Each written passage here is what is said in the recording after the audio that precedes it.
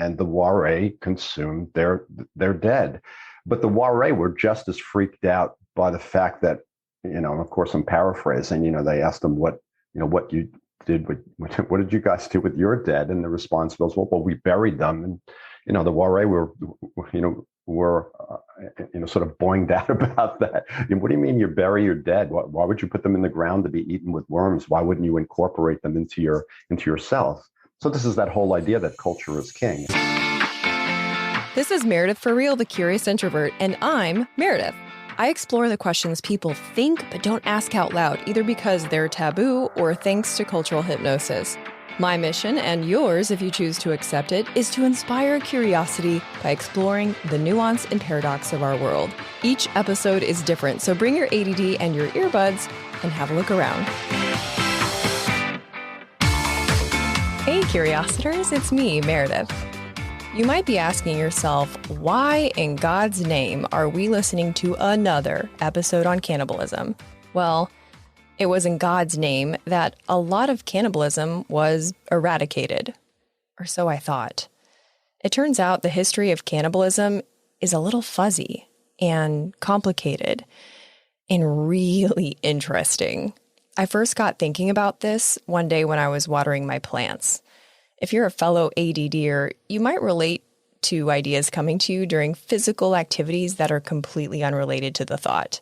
So I knew that I wanted to cover this topic here, but I couldn't find anyone that wasn't a completely boring highbrow academic or a true crimer obsessed over gory details. Thankfully, I found this week's guest who is a cannibalism Goldilocks of a fit. If you're wondering where I find guests like these, honestly, the source is different for each guest. But I get asked that question a lot, so I started putting the source of each guest in my Monday email, along with the regular info about the episode. If you're not getting the episode emails and you want to be included, you can text REAL to 66866 if you're in the US, or go to meredithforreal.com if you're elsewhere. On Saturday, I also send out a Cliff Notes and clickable links email in case what you heard was so good that you wished you could have taken notes, or, you want to check out a resource that the guest mentioned. If you're already getting my emails, you're probably one of my amazing loyal listeners, so thank you for that. You're helping make the world a more curious place, and that honestly matters a lot. Curiosity is the foundation of honest communication, problem solving, and exploration. And look at you, doing all that with your phone and earbuds. And if you're new here, welcome. Around here, we press play to get curious, to disrupt the algorithm, and to grow into better humans. I talk with everyone from scientists to sex workers. There's no specific order to listen to episodes. And at the end of each episode, I offer a next episode suggestion of, if you liked that, you might like this. So have a look around and hit play on whatever grabs your attention. All right, enjoy the show. What do you think of when you think of human cannibalism? Sensational media headlines come to mind. Remote communities of people in a far-off jungle, maybe. But what about Europeans in the Middle Ages drinking mummy dust? Or present-day moms eating their placenta? My next guest is a PhD zoologist, emeritus professor of biology at Long Island University, and a research associate at the American Museum of Natural History. He's also the author of Cannibalism, A Perfectly Natural History, which explores cannibalism practices in human and non-human nature.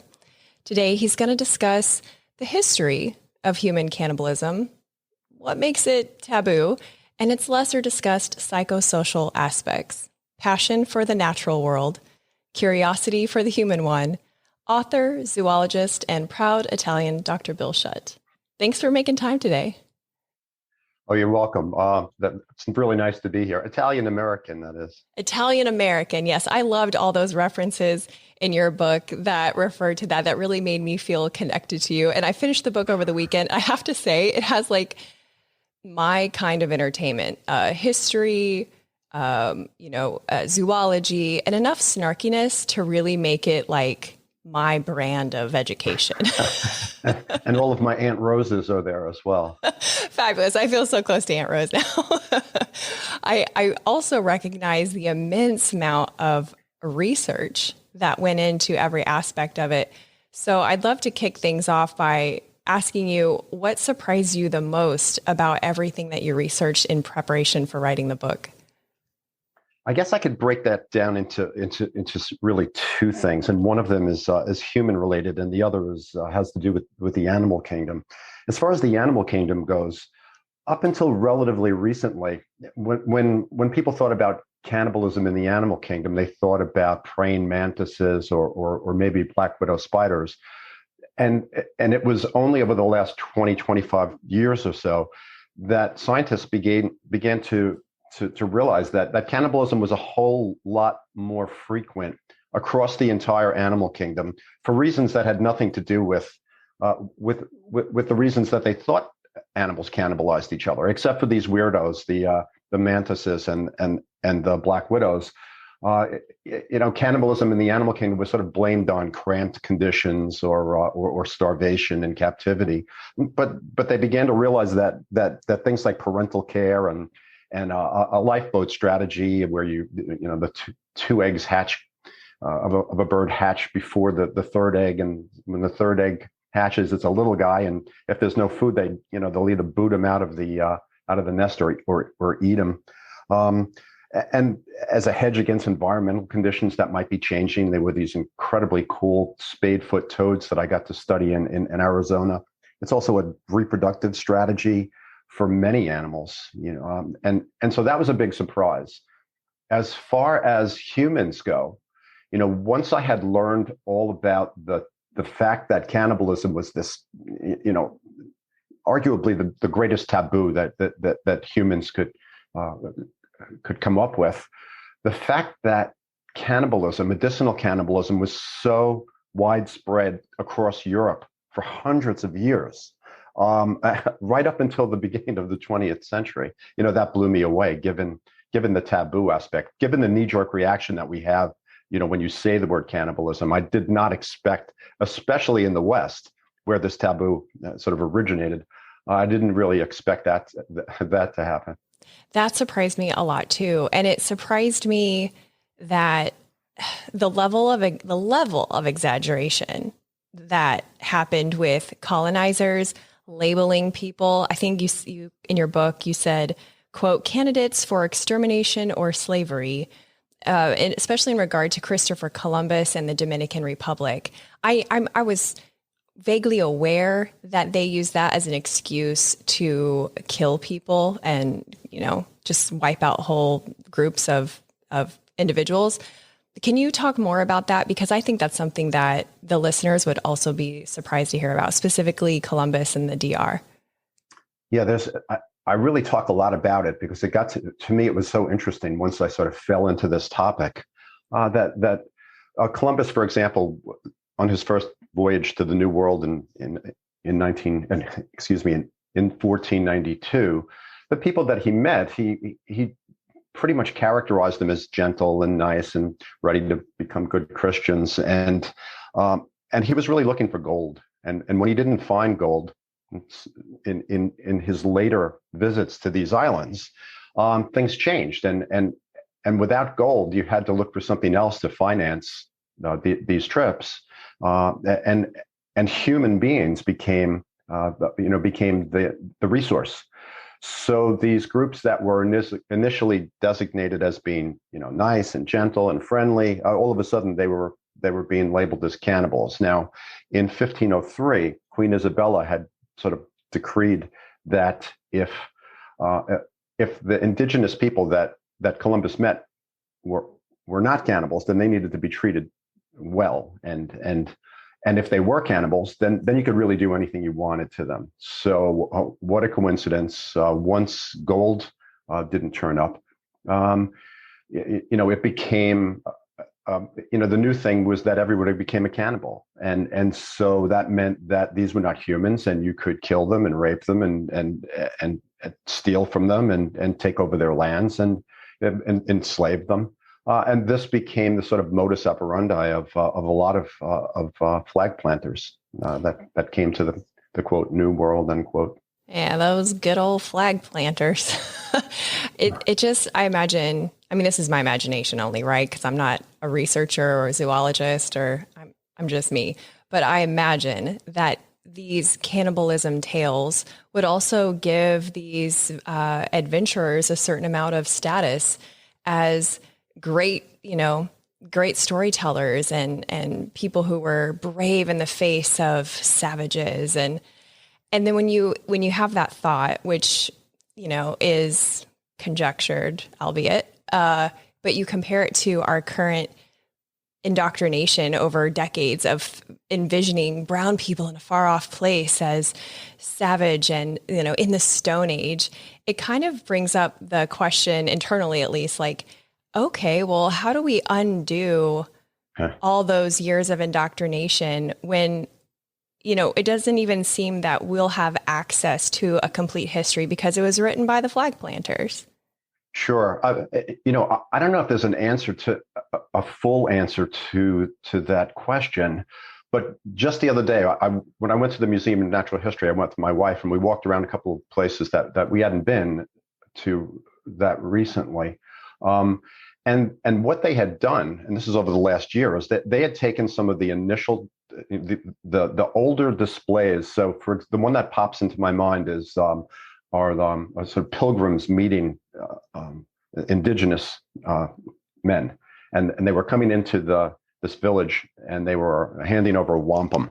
Now this had recently been revised with signs that indicated that nowadays we don't really think that this was valid. We don't think that these guys would have been as undressed as they are.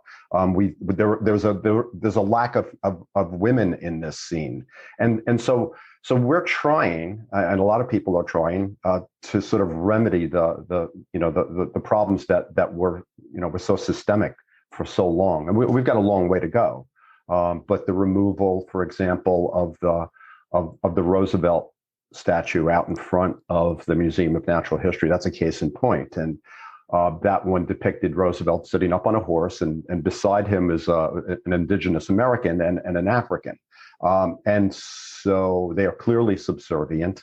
Now, this statue was up there for 90 years, and people didn't really, there wasn't that much of a big deal made over it. But over the last couple of years, there were demonstrations and red paint was thrown on this statue, and eventually it was removed.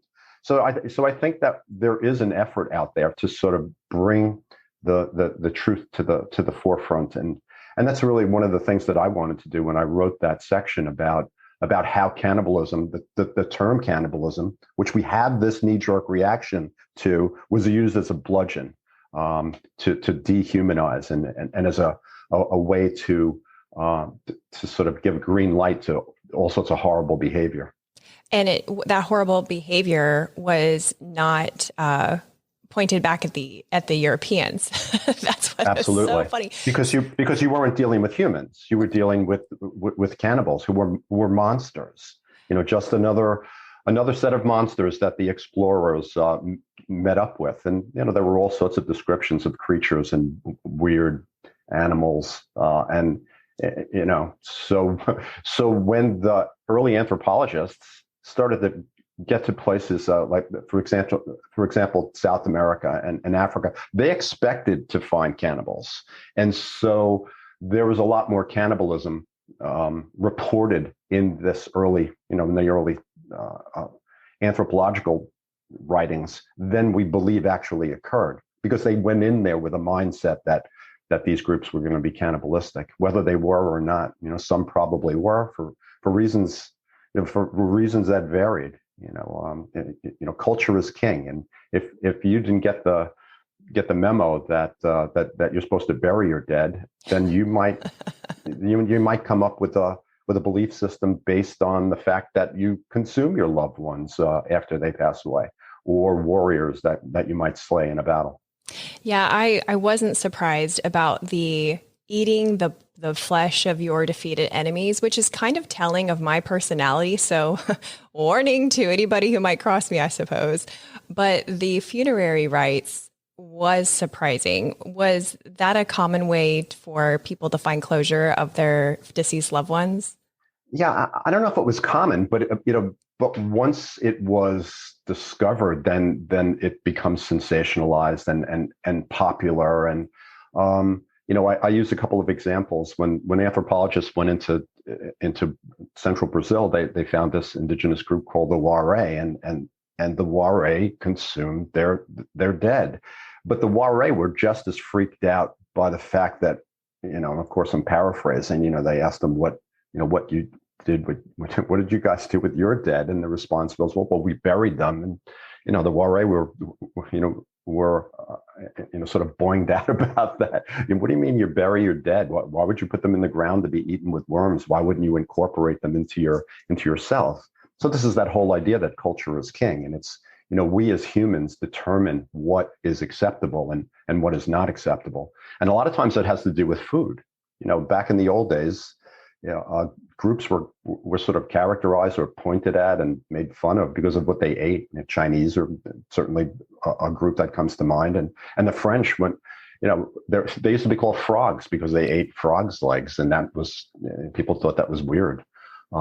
So when you put together the greatest taboo and add food to that, then you've got this fascination that you see with the subject of cannibalism. Well, I mean, let's talk about what is it called? Transubstantiation.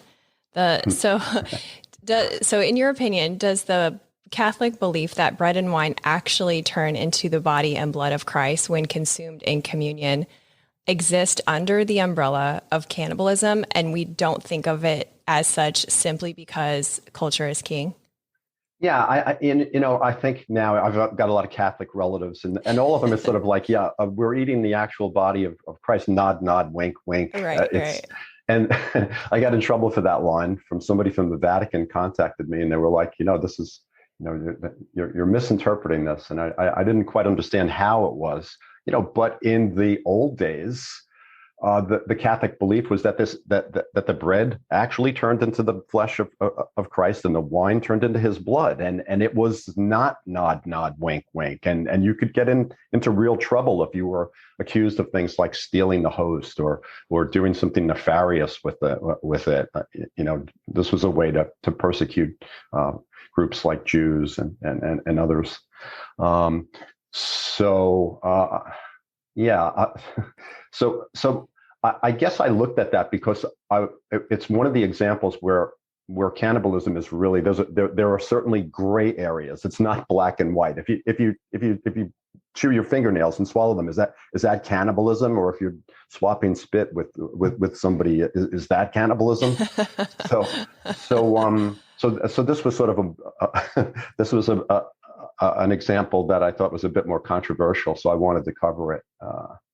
And it was kind of fun. Well, I enjoy not only the controversy, of course, but I enjoy the, I don't know what the word is, when I really like when you have concepts that in our mind exist in a certain framework. And then, like as an experiment, a thought experiment, you flip it on its head. And then you ask the same question and get a different answer. So on that, I would love to have you share more about what you mentioned at the very beginning, Europeans and as I mentioned in the intro, people eating, mummy smoothies. I know they weren't really smoothies, but I just found it so interesting. Can you talk about that? Because that's another example of cannibalism that doesn't seem to make the history books, and yet the cultures of indigenous people in far off lands do. Yeah, it pretty much got erased from the record. It was very, very commonplace throughout the Middle Ages and right up into, this is mostly in Europe, right up into the early 20th century when the Merck Index listed this material called mumia, and mumia was ground up mummy. And this is just one example of the fact that not only did we eat, we're just about every part of the human body consumed to cure fill in the blank, but extremes like there was we believe this came from translation of an Arabic word, which for tar or bitumen, which we think the ancient Egyptians used to bind wounds and things like that for some medicinal purposes. But eventually, when it got translated, the it was the same word as the Arabic word for mummy. And when the Europeans when the Europeans ran into that, they mistook mummies, the dried up dead guys, for what was being talked about as medicinal.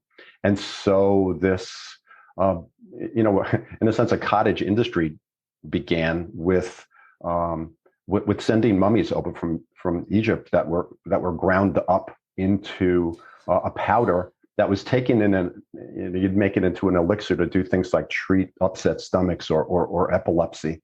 And then when they ran out of mummies, they started to produce their own mummies. They would exhume dead bodies and prep them and then dry them out. And as I said, this continued right into the 20th century. The Merck Index is this pharmacological catalog, in a sense, and mumia was right there.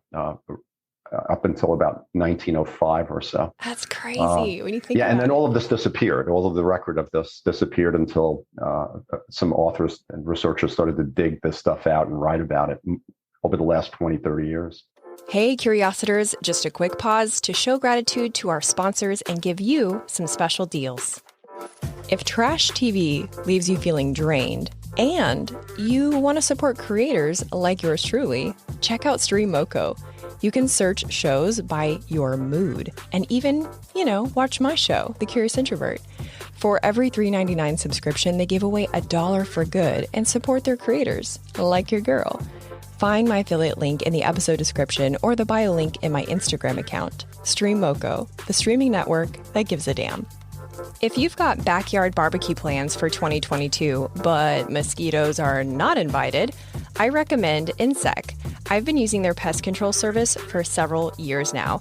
They have a certified mosquito identification specialist on staff, and pollinator care is always top of mind. If you live in the Florida Panhandle or the Gulf Coast of Alabama, give them a call, ensec.net. The UWF Historic Trust. We shoot the show at the Pensacola Museum of History. It not only houses exhibits of lesser-known Pensacola history, it's an event space too. So if you need a unique space in downtown Pensacola for a fundraiser, networking event, or a corporate party, take a look at historicpensacola.org. And if you want to tour one of the 12 museums, get your tickets in person so you can show the agent one of my emails and get $2 off an adult ticket. Get emails by texting REAL to 66866. Now back to the show. It's so interesting. In the line of medicinal cannibalism is eating one's own placenta. I really enjoyed that you brought this aspect into your book, because as I was researching, exploring really my own curiosity months ago in this area, I remembered that sometimes mothers do this for medicinal purposes to curb, postpartum depression or energy loss. Can you talk about your own experience with the woman in Texas? And that I found that really interesting. Yeah, this is sort of the last vestige that I can see, or pretty much the last vestige of medicinal cannibalism, and it's not done by many people. I thought it was more widespread, and it certainly wasn't. But it is a form of alternative medicine, and the thought here is that when the placenta is delivered during childbirth, and all of a sudden it goes from this miracle organ to afterbirth, and almost instantaneously. Usually it's disposed of. But some people came up with, and we think this is probably in the 1960s, that thought was that without the placenta, which produces a number of hormones, the lack of a placenta and the hormones that it produced would produce the things like mood swings, the baby blues, and so the thought became, well, if you consume the placenta, then you can replenish those hormones, and so doulas and other people started to specialize in dealing with a clientele who was interested in having their own placentas prepared in a number of ways. So I was just about done with this book, and I had written that chapter already, and a placenta specialist who was a researcher, yeah, probably the only one up at Buffalo, gave me the name of a woman who did this for a living in Texas, and so I called her up, and I taught for 24 years, and my classes were starting. I know it was like September, and so I thought, okay, well, let me interview her over the phone and see if we can get some neat stuff to just put in here at the end, and as we talked, she was really interesting and really intelligent and funny and nice, and she. I thought the conversation was sort of ending, and she said, well, it's too bad you can't come down here because you could eat my placenta. And I just went, what? Did I just hear this woman tell me that I could fly down to Texas and eat her placenta? And she said, yeah, I just gave birth, and my placenta's in the freezer, and my husband is a chef. He can prepare it any way you want. He can make it into a taco. He can prepare it asabuco, whatever you want to do. And I just, I sat there and I thought to myself, I'm writing this book about cannibalism, and it's like 10 years down the road. And if I had the opportunity to consume part of this woman's placenta and I didn't do it, I figured I'd be kicking myself in the behind. So as my wife describes it, within 10 minutes, I had tickets to go fly down to Plano, Texas, met her.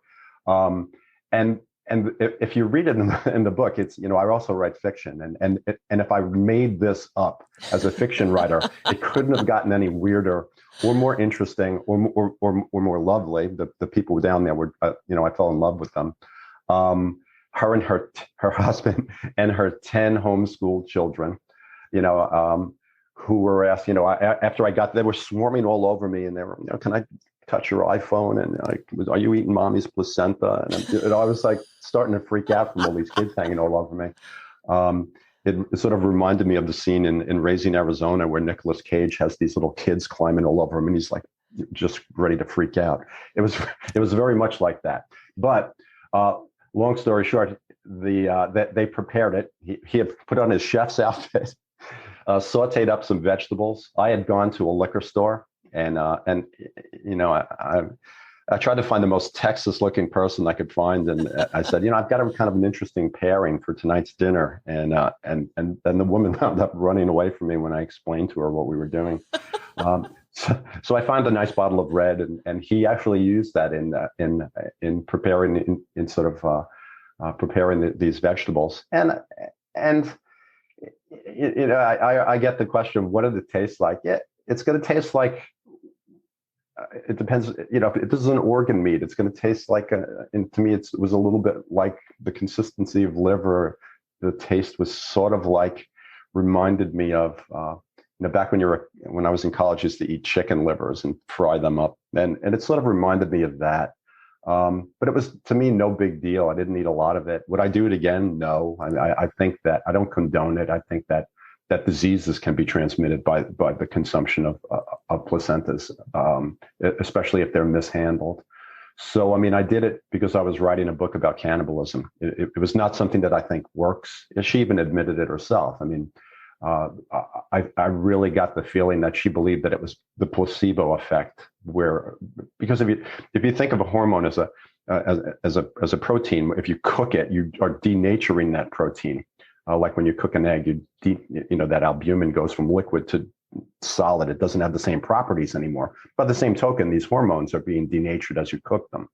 So I do think that it was a lot of the placebo effect. But it was a remarkable trip, and I'm really glad I did it. And I sort of topped the book off with this chapter, Placenta Helper. And it really did put a nice bookend on all of the information that your book offered. I thoroughly enjoyed it. And I also respect the, the yes factor of it, like the overcoming your own ew and replacing that with, I think there's some power in that. Do you think that the ick and anger factor in us is innate, or do you think it's more culturally developed? I think it's culturally developed, and I searched for, is this knee-jerk reaction to cannibalism? It's something that is like biologically ingrained in us, and I really came to the conclusion that it's not. That it is culture related, and there are cultures that where you wouldn't think twice about some things that other cultures would just think is the most disgusting thing that you can do. But that's really part of that's part of the niche that I was lucky enough to fit into with my books. I wrote a book. My first book was about blood and blood feeding creatures, Dark Banquet, and the second one was cannibalism, and the third one was a little bit different. It's the one that's out now, is Pump, A Natural History of the Heart.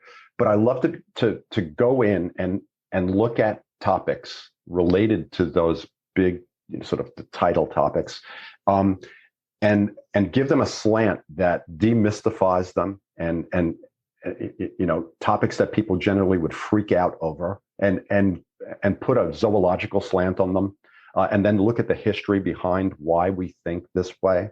And so that's, I was really lucky because I've been able to, over the course of what's now going on 4 books, writing a book about the natural history of teeth, that thread winds through everything that I do. And I find it really interesting to take that approach, take something that people, freak out over, and just put it in a different light, so that there's a different understanding when you get done with the book, and to do it in an entertaining and humorous way. It's sometimes difficult to write humor when you're writing about cannibals, and so you got to sort of pick your spots. But it's doable, and I think that I've had a lot of fun taking that approach. Plus the fact that I'm not an expert in any of these things. I studied bats for a living for 30 years, and here I am looking at women who prepare placentas for their clients. So it's really stimulating, and I'm incredibly lucky to be able to write that sort of thing. It's stimulating and it's important. I feel like my listeners right now are probably smiling ear to ear as they heard you describe the thread of curiosity that goes throughout your research in your books, because they know that that's the thread that goes throughout my podcast episodes, because the idea for this is to lead with curiosity instead of judgment. Ask questions, even if you're not sure they can ever be answered. And just to, I call it disrupting the algorithm, because the algorithm, fits into a headline and we're fed it in a regurgitated fashion, right? It's like the same headline reworked and rearranged. And so by having a more active version of curiosity, it allows us to explore these topics, which are incredibly entertaining and equally enlightening. And so I'm so glad that you came today and that we had this conversation. I'm really grateful. Thank you. Yeah, it was a pleasure to be here. Take care. Absolutely. Before we sign off, though, can you tell people where they can get your books? Pretty much anywhere that books are sold. I have, Amazon to any bookstore, you could order it if it's not there. My newest book, Pump, A Natural History of the Heart, is coming out in paperback on September 13th. I've got 3 novels that I co-wrote, they're sort of like cryptozoology thrillers that take place in and around World War II, about this adventurer who works at a natural history museum and sort of the kinds of strange things he encounters. But I have I've got a Goodreads page and an Amazon authors page, and my website is billschutt.com, BILLSCHUTT. I'm pretty easy to reach, and if readers have questions, I'm always really happy to get back to them about things. Perfect. Thank you again. You're welcome. Take care. Thanks for listening. If you've loved a couple episodes of the show, leave a rating and review on Apple Podcasts or the Good Pods app. If you liked this episode, you might also be into travel and culture, so you might like the one I did with the man who didn't know that he was indigenous royalty until he was in his 50s. It's episode 114. Stay tuned next week when I talk with an author on how to have authentic relationships in the digital age of loneliness.